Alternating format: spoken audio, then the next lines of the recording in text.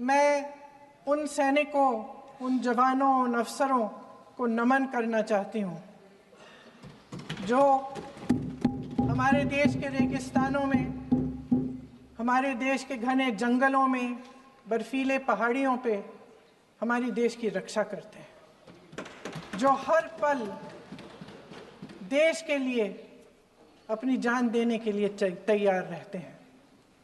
1948 से लेकर अब तक, जब से पाकिस्तानी रेडर्स ने कश्मीर पे हमला किया, तब से लेकर अब तक हमारी देश की अखंडता की रक्षा करने में उनका बड़ा योगदान है।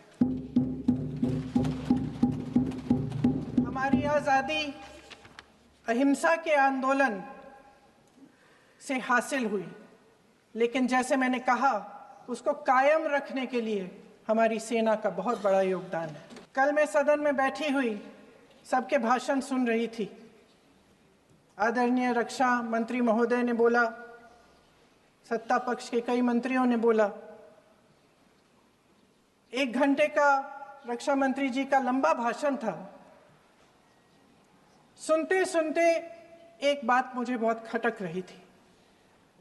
उसके बाद जब दूसरे भाषण भी सुने आपके सत्ता पक्ष के, तब भी ये बात बार बार मेरे मन में आ रही थी कि सारी बातें कर ली, ऑपरेशन सिंदूर की बात कर ली, आतंकवाद की बात कर ली, देश की रक्षा की बात कर ली, इतिहास का पाठ भी पढ़ा दिया,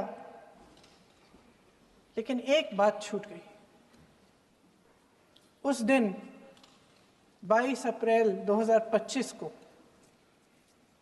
जब 26 देशवासियों को अपने परिवार के सदस्यों के सामने खुलेआम मारा गया,